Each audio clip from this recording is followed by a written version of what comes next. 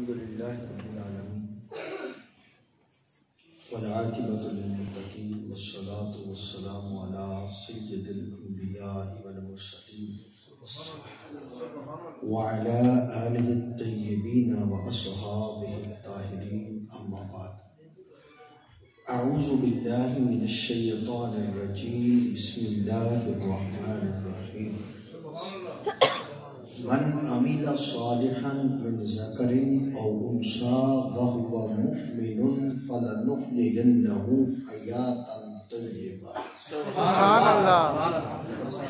آمنت باللہ، صدق اللہ مولانا العظیم وصدق رسولہ النبی الکریم الامین، ان اللہ وملائکتہ یصلون علی النبی یا ایھا الذین آمنوا صلوا علیہ وسلموا تسلیما۔ اللہم صل علی سیدنا مولانا محمد وعلی آل سیدنا مولانا محمد وبارک وسلم وصلی علیہ۔ الصلاۃ والسلام علیک یا سیدی یا رسول اللہ، الصلاۃ والسلام علیک یا سیدی یا حبیب اللہ، الصلاۃ والسلام علیک یا سیدی یا رحمۃ للعالمین، وعلی آلک واصحابک یا سیدی یا خاتم النبیین۔ اللہ تعالیٰ نبی پاک صلی اللہ علیہ وآلہ وسلم کے وسیلہ جلیلہ سے ہم سب کی حاضری کو شرف قبولیت عطا فرمائے۔ خدا کرے ہماری یہ آج کی محفل پاک حضور کے قرب کا ذریعہ بن جائے، اور اللہ تعالیٰ اس محفل پاک کے صدقہ سے یہ بھائیوں کی والدہ محمد جاوید صاحب، محمد کامران صاحب، محمد یاسر صاحب، محمد ساجد صاحب، ان کی والدہ صاحبہ، اور محمد امین صاحب کی جو اہلیہ ہیں، ان کے لیے اللہ پاک اس محفل کو بلندی درجات کا سبب بنائے، اور رب ذوالجلال جتنے بھی مرحومین ہیں، جتنے بھی ہمارے پیارے دنیا سے جا چکے ہیں، سب کے لیے اللہ تعالیٰ اس محفل کو بلندی درجات کا سبب بنائے، اور بالخصوص اللہ تعالیٰ مرحومہ کو قبر میں کروٹ کروٹ جنت کی نعمتیں عطا فرمائے، اور سرکار کی پیاری بیٹی سیدہ کائنات پاک بیٹی فاطمہ خاتون جنت سلام اللہ علیہا آپ کی تطہیر والی چادر کا سایہ نصیب فرمائے۔ حضرات ذکر محفل میلاد مصطفیٰ صلی اللہ علیہ وسلم میں گفتگو کرنے کا انداز ایک اور ہوتا ہے۔ میں جب بھائی گولائے صاحب نے ڈاکٹر صاحب نے حکم فرمایا تو یہ اتفاق کی بات ہے کہ آج کا دن ویسے ہی میں نے رکھا ہوا تھا کہ آج تھوڑا سا جو ہے طبیعت اور معاملات، لیکن ان کا حکم تھا۔ جب میں وہاں سے چلا ہوں تو میلاد کے موضوع کے مطابق ایک گفتگو سوچ کر آیا تھا کہ یہ کروں گا، لیکن جب یہ پرچی پکڑائی ہے، یہ کارڈ پکڑایا ہے، جس پر بھائیوں کی والدہ صاحبہ کے حساب ثواب کے لیے یہ محفل ہے، تو اب میں کوشش کرتا ہوں کہ اپنے موضوع کو اس انداز میں بیان کروں کہ کچھ باتیں سرکار کے ساتھ نسبت کی بھی ہو جائیں، اور اس کے ساتھ ساتھ یہ جو ہمارے اللہ کریم نے رشتے بنائے ہیں، ان رشتوں کے سنبھالنے کا بھی کچھ نہ کچھ اہتمام ہو جائے۔ یہ جو اللہ نے ہمیں اس معاشرے کے اندر ایک دوسرے کے ساتھ جوڑا ہے، یہ جو تعلقات ہیں، ان کی کیا اہمیت ہے، اس پر بھی کچھ گفتگو ہو جائے۔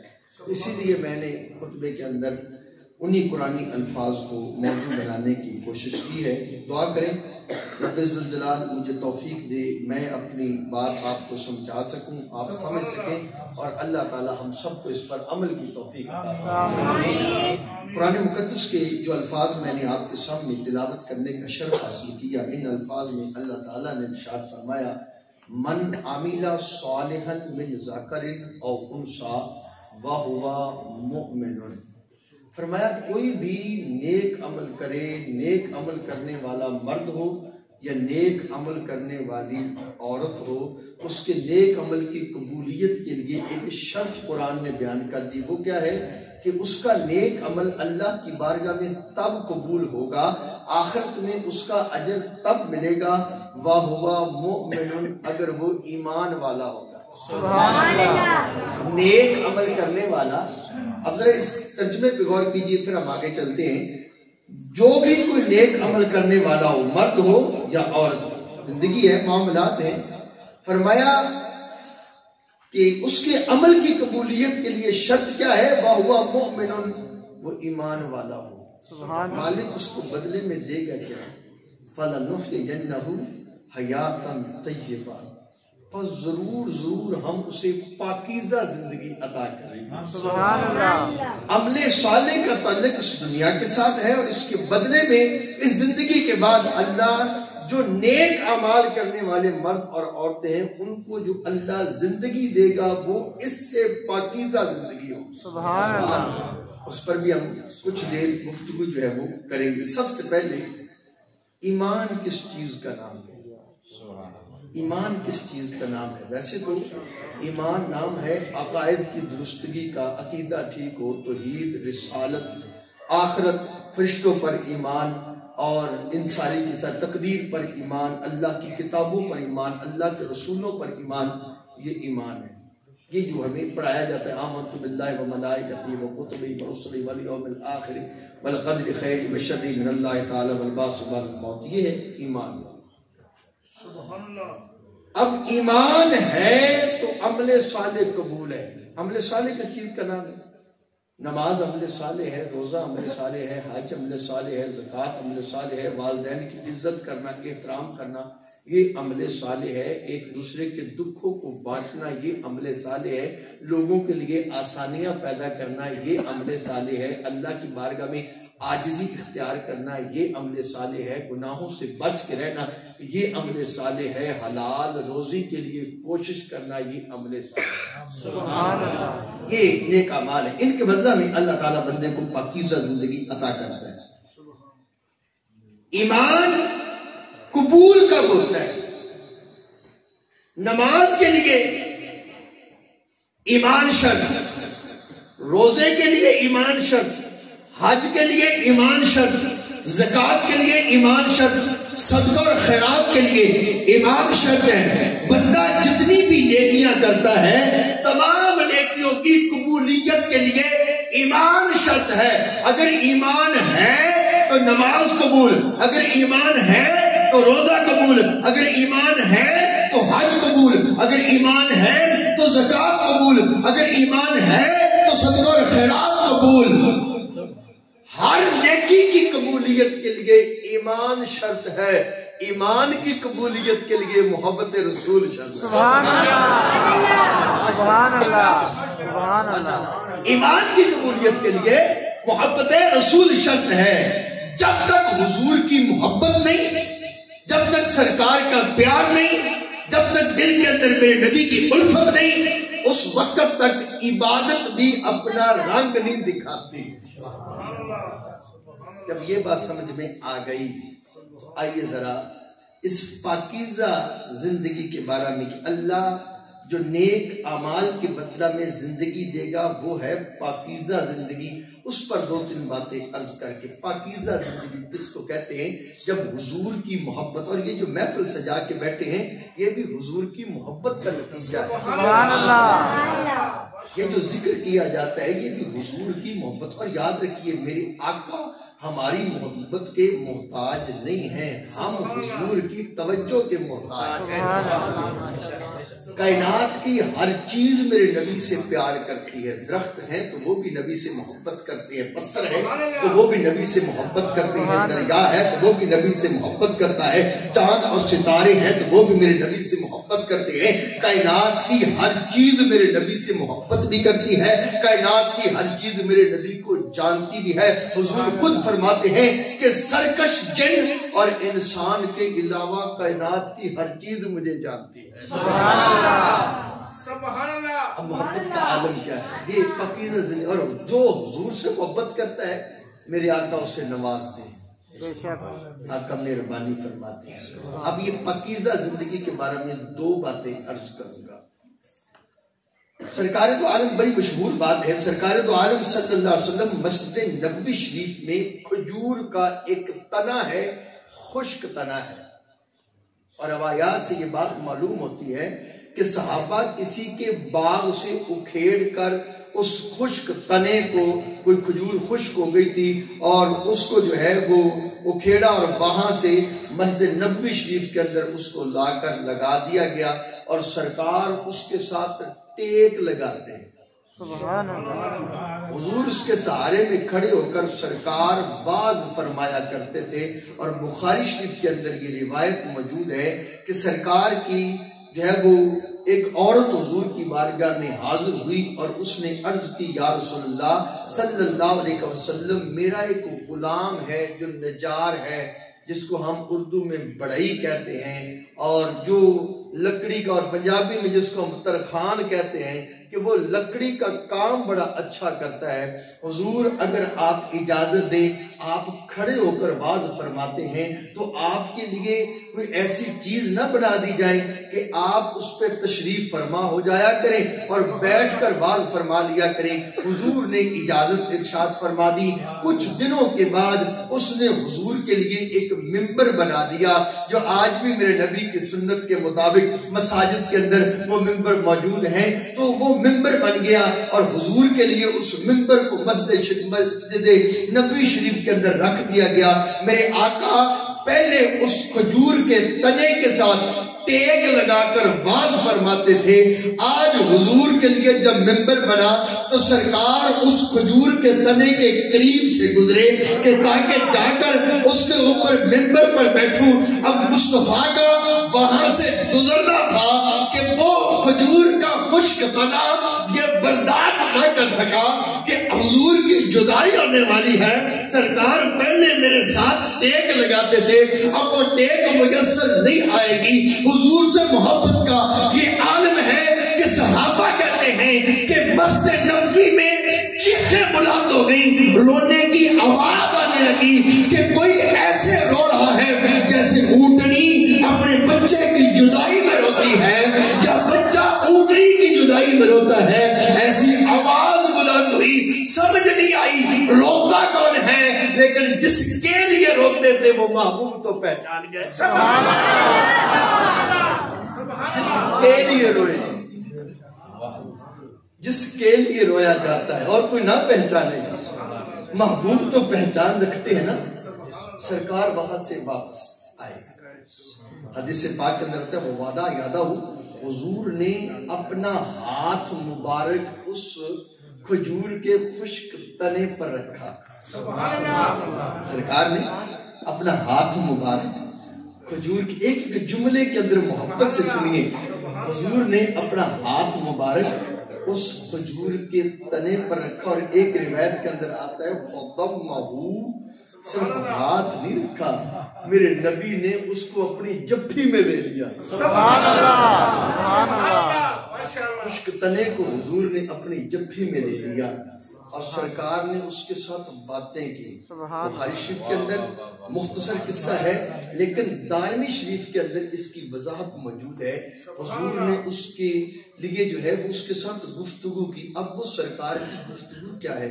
حضور فرماتے ہیں اگر تو چاہتا ہے تو تجھے ایسا پھلدار درخت بنوا دیتا ہوں, اور دوسری روایات میں آتا ہے کسی باغ میں لگوا دیتا ہوں کہ تو ایسا پھلدار درخت بن جائے گا کہ قیامت تک تیرا پھل ختم نہیں ہوگا. اگر تو چاہتا ہے تجھے جنت میں لگوا دیتا ہوں. دارمی شریف کے اندر یہ الفاظ موجود ہیں. میرے آقا وہ چپ ہو گیا. اب حضور ممبر کے اوپر تشریف فرما ہونے لگے. سرکار ممبر کے اوپر بیٹھنے لگے اور فرما رہے تھے تیرا کام ہو گیا.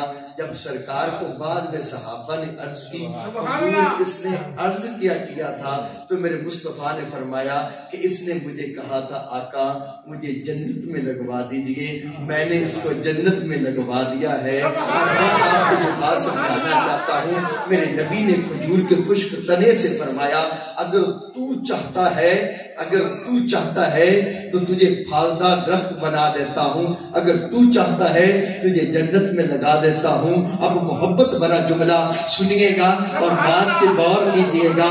جو نبی درختوں کو اختیار دینا جانتا ہے وہ نبی خود کتنا مختار ہے. سبحان جو اللہ نبی درختوں کو اختیار دینا جانتا ہے، جو نبی درختوں کی چاہت کے مطابق جو ہے محبت درخت کے دل میں آئے، محبت درخت کے اندر آ جائے، اب اس میں روح بھی نہیں۔ اب غور کیجئے گا، رونے کے لیے احساس کا ہونا شرط ہے، احساس کے لیے اس کیفیت اور اس سمجھ کا ہونا جو ہے وہ ضروری ہے۔ اگر خشک تنا جو ہے وہ حضور سے محبت کر لے تو رب اس کو یہ کیفیتیں عطا فرما دیتا ہے۔ یہاں سے علماء نے ایک جو ہے وہ نتیجہ اخذ کیا کہ اگر ایک خشک لکڑی میرے نبی سے محبت کرتی ہے اور میرا رب اس کو بھی محروم نہیں رہنے دیتا، نبی کی محبت کی وجہ سے میرا رب اس کو جنت عطا فرما دیتا ہے، تو جو اشرف المخلوقات ہو، کیا بات ہے، کیا جو بات، اشرف المخلوقات ہو، جو میرے نبی کا غلام ہو اور دل کے اندر میرے مصطفیٰ کی محبت رکھتا ہو اور صبح شام حضور کے لیے تڑپتا ہو، جو نبی خشک تنے کو جنت میں جگہ عطا فرما دیتا ہے، وہ اپنے غلاموں کو محروم کیسے رکھے گا؟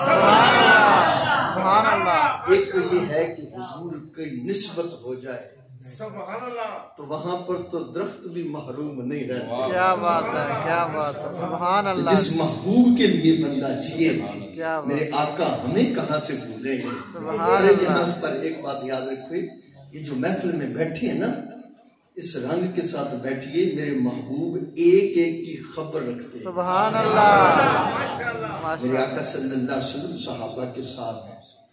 حضور سے پیار کی کیفیت کیا ہے؟ کائنات کی ہر چیز، یہ تو میرے اور آپ کے حصے میں آیا ہے کہ ہم حضور کے امتی بھی ہیں، حضور کا ہم دور میں ذکر بھی کرتے ہیں اور سکون بھی پاتے ہیں، وہاں پر محبت کا تو یہ عالم ہے۔ میرے آقا چند صحابہ کے ساتھ ایک سفر میں ہیں اور ایک جنگل کا رستہ ہے اور حضور وہاں سے گزر رہے ہیں۔ بشری تقاضے کے مطابق سفر کی تھکاوٹ کی وجہ سے حضور نے فرمایا، اے میرے صحابہ، میں کچھ دیر آرام کرنا چاہتا ہوں۔ صحابہ نے اس کی حضور ضرور آرام فرمائیے۔ صحابہ ایک طرف ہٹ کر بیٹھ گئے، میرے مصطفیٰ ایک جگہ پہ استراحت فرمانے لگے، آرام کرنے لگے، حضور لیٹ گئے۔ صحابہ جس جگہ پہ بیٹھے تھے نا، صحابہ کی نظر اٹھی کہ اچانک کیا دیکھا، سامنے ایک درخت ہے اور اس درخت نے ہلنا شروع کر دیا، کبھی آگے کبھی پیچھے، کبھی دائیں کبھی بائیں۔ دیکھتے ہی دیکھتے اس درخت نے اپنے تنے کے زور پر اپنی جڑوں کو اکھیڑا اور اپنی جڑوں کو زمین پر گھسیٹتے ہوئے تنے سمیت وہاں پہ آ گیا جہاں پہ میرے آقا آرام کر رہے تھے، اور آ کر اپنی شاخوں کو میرے نبی کے قدموں پہ جھکا دیا۔ تھوڑی دیر کے بعد اسی طرح کھڑا ہوا، جہاں سے آیا تھا وہیں پر جا کر جو ہے وہ لگ گیا۔ جب سرکار بیدار ہوئے، صحابہ نے عرض کی، حضور بڑا عجیب معاملہ دیکھا ہے۔ فرمایا کیا ہوا؟ آقا وہ جو سامنے درخت کھڑا ہے وہ ہلا ہے، اپنی جڑوں کے تنے کے زور پر اپنی جڑوں کو اکھیڑا ہے، آپ کی بارگاہ میں آیا ہے، پھر واپس جا کر لگ گیا ہے۔ میرے نبی نے یہ نہیں فرمایا میں تو سو رہا تھا، نبی نے یہ نہیں فرمایا میں تو آرام کر رہا تھا، مجھے کیا پتا کہ کیا ہوا تھا، یہ نہیں فرمایا۔ وہ نبی ہی کیسا جو امتیوں سے غافل ہو جائے۔ یاد رکھیے، ماں بچے کو پہچاننے میں غلطی کر سکتی ہے، نبی امتی کو پہچاننے میں غلطی کر سکتا ہے۔ امتی جہاں پر ہو، جس دور میں ہو، جس رنگ کا ہو، جس نسل کا ہو، جس زبان کا ہو، کلمہ پڑھنے والا ہو، جیسا بھی ہو، میرے محبوب کی نگاہ اس میں موجود رہتی ہے۔ اب سرکار نے صحابہ سے فرمایا، اب ذرا غور کیجئے کہ میری آقا کی نگاہ امتیوں پر کہاں، اور درخت میں حضور کے امتی ہیں، برسلت الی الخلق کافہ، میں ساری مخلوق کا رسول ہوں، سبحان اللہ، مجھے ساری مخلوق کی طرف رسول بنا کر بھیجا گیا ہے۔ مخلوق کے اندر درخت نہیں ہے۔ حضور نے فرمایا، اے میرے صحابہ، جب میں یہاں پہ آ کر لیٹا ہوں نا، اس درخت نے اللہ کی بارگاہ میں عرض کی ہے، یا اللہ تیرا محبوب آیا ہے، اگر اجازت دے سلام نہ کر لوں۔ سبحان اللہ، سبحان اللہ، کیا بات، یا اللہ تیرا محبوب آیا ہے، اگر اجازت دے سلام نہ کروں تو میرے رب نے اس کو اجازت دی تھی کہ وہاں سے سلام کرنے کے لیے آیا تھا۔ تو یارو غور کرو، جو نبی آرام فرما رہا ہو اور ایک درخت اپنی زبانی حال میں اپنے رب کی بارگاہ میں جو عرض کرتا ہے، میرا نبی اس درخت کی گفتگو کو بھی جانتا ہے، اور جو رب نے جواب دیا میرا نبی وہ بھی جانتا ہے۔ تو کیا روزے اطہر کے اندر میرے آقا آرام فرما رہے ہو، ہم غلاموں کی کیفیت کو نہ جانتے ہوں گے، ہم غلاموں کی حالت کو نہ جانتے ہوں گے، ہمارا حضور کے لیے تڑپنا نہ جانتے ہوں گے، ہمارا حضور کے نام پر خوش ہونا نہ جانتے ہوں گے، ہمارا سرکار کا ذکر سن کر چہروں پہ مسرت کے آثار کا آ جانا میرے آقا کا اس کی خبر نہ رکھتے ہوں گے۔ یاد رکھیے، یقیناً میرے آقا امتی کی ہر خبر رکھتے ہیں۔ سبحان اللہ۔ اب تو یہ بات آ ہی گئی ہے تو ایک اور محبت والی اس بات سنا دیتا ہوں، پھر میں آگے چلتا ہوں، تھوڑا سا گفتگو کو آگے بڑھاؤں گا۔ حضور کس قدر خبریں رکھتے ہیں۔ مسجد نبوی شریف الجامع صحیح البخاری، بخاری شریف کے اندر یہ حدیث موجود ہے۔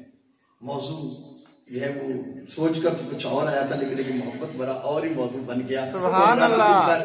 الجامع صحیح البخاری کے اندر یہ روایت موجود ہے کہ سرکار سورج گرہن لگا اور حضور کے صحابہ مسجد نبوی میں آئے، سرکار نے ان کو سورج گرہن کی نماز جو ہے وہ پڑھانا شروع فرمائی۔ جب آقا کریم صلی اللہ علیہ وسلم نماز ان کو جو ہے وہ پڑھا رہے تھے تو اس وقت کیفیت کیا ہوئی، دوران نماز حضور نے اپنا ہاتھ یوں کر کے اٹھایا اور پھر پیچھے کر لیا، پھر اٹھایا اور پیچھے کر لیا، اور بعد میں پھر ایک پاؤں کا بھی ذکر ہے، حضور نے اٹھایا اور پیچھے کر لیا۔ اب بعد میں صحابہ نے حضور کی بارگاہ میں عرض کی، یا رسول اللہ یہ جو آپ نے عمل فرمایا نماز کے اندر یہ کیفیت کیا تھی؟ حضور فرماتے ہیں جب میں نے ہاتھ اٹھایا میرا ہاتھ اللہ کی جنت میں پہنچا ہے، سبحان اللہ۔ میرا ہاتھ اللہ کی جنت میں پہنچا ہے، اور جنت کا ایک پھالدار درخت میرے سامنے تھا۔ بعض روایات کے اندر انگور کا ذکر ہے، اور اس کا ایک گچھا میرے سامنے تھا۔ میرا دل چاہا کہ اس کو توڑ دوں، اگر میں توڑ دیتا تم قیامت تک وہ رزق کھاتے رہتے، تم سے وہ ختم نہ ہوتا۔ لیکن حضور علماء فرماتے ہیں توڑا اس لیے نہیں کہ تاکہ امت غیب کے ثواب سے محروم نہ ہو جائے، تو حضور نے توڑا تو اس کو اس لیے نہیں تھا تاکہ غیب کا ثواب امت کو یؤمنون بالغیب ہماری جو ہے وہ خاصے کے اندر ہے، ہم نے غیب پر ایمان لانا ہے۔ تو میرے مصطفیٰ نے ہر چیز دیکھی تھی جس کی ہمیں خبر عطا فرمائی۔ اب ذرا غور کیجئے گا جنت کہاں پہ ہے؟ جنت ہے 7 آسمان، اور ایک آسمان کا فاصلہ کتنا ہے کہ جہاں سے ایک تیز رفتار سواری ہر دور کے لحاظ سے ٹیکنالوجی اپنے عروج پہ جائے، ایک تیز رفتار سواری 500 سال تک لگاتار سفر طے کرے تو پہلا آسمان آتا ہے، پھر دوسرا، پھر تیسرا، پھر چوتھا، پھر پانچواں، پھر چھٹا، پھر ساتواں، پھر جا کر کہیں اللہ کی جنت ہے۔ جنت کتنے فاصلے پہ ہے وہ رب ہی بہتر جانتا ہے کہ یہاں سے زمین سے اس جنت کا فاصلہ کتنا ہے۔ تو یاد کرو اللہ نے میرے نبی کو یہ طاقت عطا فرمائی ہے۔ حضور مسجد نبوی میں دنیا میں کھڑے ہیں اور یہاں سے ہاتھ اٹھاتے ہیں تو میرے نبی کا ہاتھ جنت میں پہنچتا ہے۔ اور دوسری بات، جنت کا تعلق یا برزخ کے ساتھ ہے یا آخرت کے ساتھ ہے، اور حضور دنیا میں ہے تو یہ میرے نبی کی طاقت ہے کہ ادھر کھڑے ہیں تو ادھر کی خبریں رکھتے ہیں۔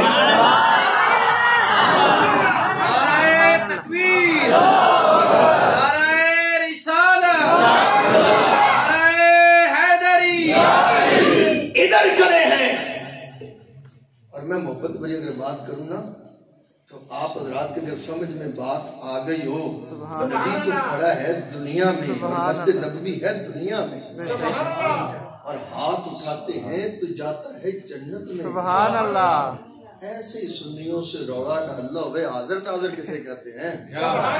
کیا بات ہے، اور سیدھا سا مسئلہ ہے، بخاری شریف کے اندر بات موجود ہے کہ حاضر ناظر کا کیا مطلب ہے؟ یہی تو ہم کہتے ہیں، یہی حاضر ناظر کا مقصد ہے۔ یہ نہیں ہے حضور یہاں پہ بھی بیٹھے ہیں وہاں پہ بیٹھے، نہیں، بیٹھے روضہ اطہر کے کے اندر ہیں، لیکن رب نے مصطفیٰ کو یہ طاقت عطا فرمائی ہے، وہاں پر بیٹھے نظر اٹھاتے ہیں تو ہر جگہ پہ دیکھ بھی سکتے ہیں، ہاتھ اٹھاتے ہیں، اپنے ہاتھ کو جہاں پہ چاہتے ہیں پہنچا بھی سکتے ہیں۔ تو الگ بات ہے نا، روحانی طور پر تشریف لانا چاہے تو یہ تو الگ بات ہے۔ حضور تشریف، اور پھر ایک روایت کے اندر، بخاری شریف کے اندر یہ بھی روایت موجود ہے، کتاب الصلاۃ کی ساری حدیثیں آپ کے سامنے، کوئی لمبی باتیں نہیں ہیں، بخاری شریف کے بالکل ابتدائی ابواب کے اندر یہ روایتیں ہیں جو میں آپ کو سنا رہا ہوں۔ بخاری شریف کے بالکل ابتدائی کتاب الایمان کے بعد کتاب الصلاۃ ہے، اور کتاب الصلاۃ کے بالکل ابتدائی ابواب کے اندر یہ حدیثیں موجود ہیں جو میں آپ کو سنا رہا ہوں۔ سبحان اللہ، سبحان اللہ۔ سرکار دو عالم صلی اللہ علیہ وسلم نماز پڑھا رہے ہیں، اور نماز کے دوران پچھلی صفوں میں کسی نے غلطی کی، اور نماز بھی شاید زور کی تھی، سرکار نماز پچھلی صفوں میں کسی نے غلطی کی، اور حضور نے فرمایا، سلام پھیرا اور فرمایا تم کیا سمجھتے ہو جب میں آگے دیکھتا ہوں تو بس آگے دیکھتا ہوں، مجھے پیچھے کی کوئی خبر نہیں، جیسے میں آگے دیکھتا ہوں ویسے میں پیچھے دیکھتا ہوں۔ واللہ لا یخفی علی رکوعکم ولا خشوعکم، فرمایا نہ تمہارے رکوع کرنے مجھ سے پوشیدہ ہے، نہ تمہارا خشوع مجھ سے پوشیدہ ہے۔ رکوع کا تعلق ظاہر کے ساتھ، خشوع کا تعلق باطن کے ساتھ۔ نبی نے بتا دیا کہ نبی تمہارے ظاہر کو بھی جانتا ہے، نبی تمہارے باطن کو بھی جانتا ہے۔ یہی تو وہ کیفیت ہے، یہی تو وہ بات ہے۔ تو محبت حضور کے ساتھ ہے تو پہلے نبی کی ان صفتوں کو مانو، سبحان اللہ، حضور کی ان باتوں کو مانو، اور پھر جب یہ پیار آ جاتا ہے محبت۔ اور میں ایک اور یہاں سے نتیجہ اخذ کیا کرتا ہوں اپنے اساتذہ کے قدموں کا صدقہ، کہ حضور نے فرمایا تم کیا سمجھتے ہو جب میں آگے دیکھتا ہوں تو آگے ہی دیکھتا ہوں، مجھے پیچھے کی خبر نہیں۔ تو ظاہری معنی تو یہ ہے کہ حضور یہ فرما رہے تھے کہ میں قبلے کی رخ میں ہوتا ہوں تو کیا مجھے پیچھے کی خبر نہیں، میں اس سے محبت بھرا یہ نتیجہ اخذ کرتا ہوں۔ حضور امت کو بتا رہے تھے کہ اگر میں ادھر ہوں تو منظر کی خبر رکھتا ہوں، سبحان اللہ، سبحان اگر اللہ۔ دنیا میں، اور حضور نے خبر رکھی نہیں، سرکار گزرے ہیں، وہ جو مائی مسجد ہے وہ مسجد کی خدمت کرتی تھی، اس کی قبر پر گئے، اس کے ساتھ گفتگو فرمائی، 2 قبروں کے اوپر سے گزرے اور ان کو عذاب ہو رہا تھا، عام بندے کو پتہ چلتا ہے، حضور نے یہ ساری باتیں فرمائی، یہاں سے جنت کے اندر گئے اور خبریں عطا فرمائی سرکار۔ اور یار میرے نبی کا تو کمال یہ ہے، کبھی حضور خود جنت میں جاتے ہیں، بخاری کے اندر ہے، کبھی جنت حضور کی زیارت کے لیے آتی ہے، حضور خود فرماتے ہیں کہ جنت کتنی بڑی ہوگی، لیکن سرکار فرماتے ہیں کہ مسجد کی سامنے دیوار میں جنت میرے سامنے پیش کی گئی۔ سبحان اللہ، یہ میرے نبی کی شان ہے یار، یہ میرے نبی کی عظمتیں ہیں۔ تو فرمایا آقا کریم صلی اللہ علیہ وسلم نے، میں جو ہے اس سے نتیجہ اخذ کرتا ہوں، جب میں ادھر ہوں تو ادھر کی خبر رکھتا ہوں، جب ادھر ہوں تو پھر ادھر کی خبر رکھتا ہوں۔ جب ظاہری حیات کے ساتھ تھے تو حضور اگلوں اور پچھلوں کی خبریں رکھتے تھے، اور جب حضور ادھر سے ادھر چلے گئے تو ہم غلاموں کی خبر رکھتے تھے۔ سبحان اللہ، حضور کو ایک ایک کا علم ہے۔ تو یہ محبت کا من عمل صالحا من ذکر او انثى وهو مؤمن فلنحيينه حیاتا طیبہ، اگر ایک درخت میرے نبی سے محبت کرتا ہے تو میرے آقا اس کو انعام یہ عطا فرماتے ہیں کہ حضور اس کو جنت میں لگوا دیتے ہیں۔ اور ایک نسبت کی بات اور عرض کر دیتا ہوں، حضرت انس بن مالک رضی اللہ تعالی عنہ کے گھر میں حضور ایک دن تشریف لے گئے، انہوں نے کھانا پیش کیا، اور کھانے میں انہوں نے دسترخوان جو لگایا وہاں پہ ایک رومال پیش کیا کھانے کے بعد۔ تو آج ہم ٹیشو پیپر جو ہے وہ رکھتے ہیں، ٹیشو رکھتے ہیں، تو سرکار نے جب کھانا کھا لیا تو اس رومال کو اٹھایا، اس کے ساتھ اپنے ہاتھوں کو صاف کیا اور اپنے چہرے کو سبحان اللہ، صاف کر لیا، رومال واپس کر دیا۔ اب وقت گزرتا گیا گزرتا گیا گزرتا گیا، ایک دن حضور کے صحابہ حضرت انس کے گھر میں، بعد میں ایک دن حضور کے چند صحابہ بطور مہمان ان کے گھر کے اندر آئے، ان کے گھر کے اندر آئے، انہوں نے کھانا پیش کیا، اسی طرح وہ رومال رکھا، نظر پڑی رومال کچھ میڑا تھا۔ اب دھوتے ہیں تو وقت لگتا ہے، اب ظاہر ہے روٹیوں والا تنور جل رہا تھا، حضرت انس نے اس رومال کو اٹھایا اور جلتے تنور میں ڈال دیا تو عقل حیران رہ جاتی ہے تھوڑی دیر کے بعد. اور یاد رکھو بات ذہن میں ہو سکتا ہے یہ آئے کہ عقل نہیں مانتی اور نبی کی شانیں یہ ہیں وہاں پہ آنکھیں بند کر کے ماننا پڑتا ہے. یہ عقلوں کی بات وہاں پر کیا ہوئی. حضرات سرکار دو عالم صلی اللہ علیہ وسلم صحابی حضرت انس نے وہ روٹیوں کے تنور کے اندر رومال کو ڈالا. اب وہ حیران ہے کپڑا جل جائے گا یہ کیا کیا. تھوڑی دیر کے بعد ہاتھ ڈالا اس کپڑے کو باہر نکالا وہ بالکل سلامت تھا. سبحان اللہ. آگ نے اس کو کچھ نہیں اس میں جو میل تھی جو کچھ لگا تھا آگ نے اس کو صاف کر دیا. حضرت انس سے پوچھا وجہ کیا ہے. فرمایا حضور آئے تھے اس رومال کو ہاتھ صاف کیے تھے اور اپنا چہرہ صاف کیا تھا. اس دن کے بعد آج تک جب بھی میڑا ہوتا ہے اس کو آگ میں ڈال دیتا ہوں آگ اس کی میل کو صاف کر دیتی ہے کپڑے کو سکھاتی نہیں ہے. یہاں سے مولانا روم رحمۃ اللہ علیہ نے ایک نتیجہ اخذ کیا. وہ فرماتے ہیں اگر ایک کپڑا تھوڑی دیر کے لیے اس کو حضور کا قرب مل جائے اور کپڑے کی نسبت تھوڑی دیر کے لیے میرے مصطفیٰ کے ساتھ ہو جائے تو دنیا کی آگ اس کپڑے کو جلاتی نہیں جس دل میں محبوب بس جائے. جس دل میں محبوب بس جائے جو دل میرے نبی کا گھر بن جائے اور جس دل میں حضور کی محبت آ جائے اور چشم تصور میں بندہ اپنے نبی کو اپنے دل میں آباد کر لے. مولا روح فرماتے ہیں وہ قبر میں جائے تو جہنم کی آگ اس کو کیسے جلا سکتے. اب وہ جو محبت کی باتیں عمل صالح تو بہت سارے پاکیزہ زندگی لینے کے لیے وہ جنت کی زندگی بندہ قبر میں جائے قبر جنت کے باغوں میں سے باغ بن جائے. اس پاکیزہ ماحول کے اندر ان نیک اعمال میں سے ایک نیک عمل ان رشتوں کا خیال کرنا ہے جو میرے رب نے ہمارے رشتے بنائے. سبحان اللہ. ان رشتوں میں کبھی بھائی اور بہن کا رشتہ ہے کبھی ماں اور بیٹے کا رشتہ ہے کبھی میاں اور بیوی کا رشتہ ہے کبھی جو ہے وہ پھپھو اور بھتیجے کا رشتہ ہے. یہ جو رشتے اللہ نے ہمارے آپس میں بنائے ہیں جو بندہ اللہ کے کیونکہ حضور آئے تو میرے آقا نے ان رشتوں کی پہچان عطا فرمائی. ایک وقت تھا زمانہ تھا سگی ماں تو جو سوتیلی ماں تھی اس کے ساتھ تو عرب کے ماحول کے اندر باپ کے جاننے کے بعد بیٹے نکاح کر لیا کرتے تھے اور ایک چشم تصور نے ایک زمانہ وہ بھی دیکھا. ایک وقت یہ ہے کہ آج 14 صدیاں گزرنے کے بعد بھی آج کچھ بیٹوں نے اپنی ماں کی محبت کے اندر نبی کے ذکر کی محفل کو سجایا ہے. ماں تو قبروں کے اندر چلی گئی. یہ کس نے ان کو اس بات پہ مجبور کیا تم یہ محفل سجاؤ یہ خرچ کرو تو جواب آئے گا اس میں بندے کا کمال نہیں یہ وہ نبی کی نظر رحمت ہے جو حضور کا کرم ہے جو کلمے کے صدقہ سے اللہ نے ہمارے دلوں کے اندر جس محبت کو پیدا فرما دیا وگرنہ کوئی سگی ماں کے لیے بھی تڑپتا نہیں تھا. اور عرب کے ماحول کے اندر یہ بات بالکل واضح انداز میں موجود ہے کہ سوتیلی ماں تو سوتیلی رہی بیٹے اپنی سگی ماں کو بازار میں بیچنے کے لیے لے آئے تھے. سگی ماں بیٹے بازار میں بیچنے کے لیے لے آئے اور جب حضور آ گئے